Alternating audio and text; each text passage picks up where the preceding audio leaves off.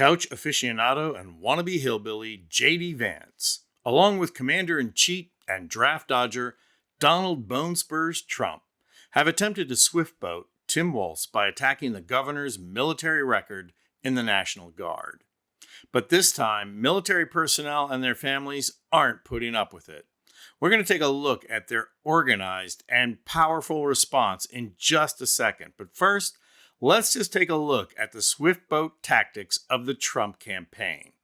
The Trump campaign has been reeling and off balance ever since Harris became the Democratic candidate. The move was so unprecedented that it changed the Vance selection from a solid choice to a disastrous move, and the Trump campaign has been floundering ever since. The Vance choice was made even worse when Harris chose Minnesota Governor Tim Walz, who served 24 years in the National Guard.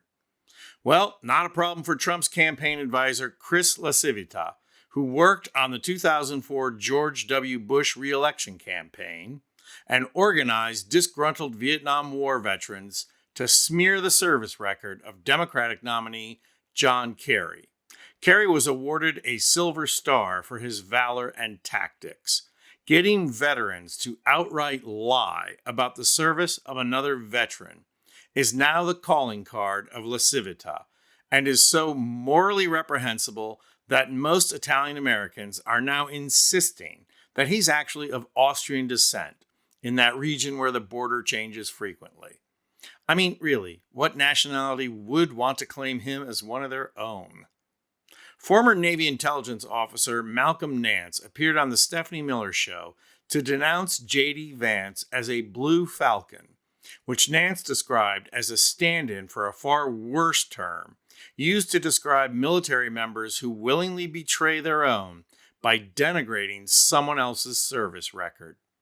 Vance flat out accused Walz of stolen valor, of quitting the National Guard because his unit was going to be deployed, arguing, when Tim Walz was asked by his country to go to Iraq, you know what he did? He dropped out of the Army and allowed his unit to go without him. And then he went on national television and two-stepped the accusation. Listen. I'm not criticizing Tim Walz's service. I'm criticizing the fact that he lied about his service for political gain. Well, there's one important difference between swift boating in 2004 and swift boating in 2024.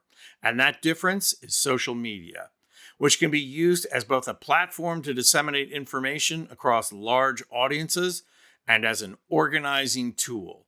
Yesterday, USA Today reported that more than 1,000 veterans and military family members signed an open letter saying they are appalled at Donald Trump and J.D. Vance's politically motivated attacks on Tim Walz. The letter was circulated with help from Vote Vets, and it's devastating. They write, J.D. Vance's recent comments attacking Governor Walz's service record are disrespectful and deeply disappointing, especially given Vance's own service, which we are also proudly grateful for. But given Donald Trump's long record of expressing disdain for service members, veterans, and their families, it's unsurprising that his running mate has stooped to such lows. Vance, they are calling you out, dude. You should be ashamed. They went on to say, Governor Walz, a 24-year veteran of the U.S. Army National Guard, has demonstrated throughout his career a profound respect for those who serve, as well as their families. His service, both in uniform and as a public servant, embodies the values of duty, honor, and commitment. The letter also makes clear who respects military service and who doesn't, stating, where Trump and Vance seek to diminish the sacrifices of our military community and renege on our obligation to veterans, Governor Walz has always stood as a beacon of respect and support. This group is not playing. They are over 1,000 strong, and they will get stronger if these mean-spirited lies do not cease. Unlike 2004, this group will not only grow their numbers, but they will ceaselessly monitor and hound the Trump campaign and J.D. Vance for their reprehensible tactics.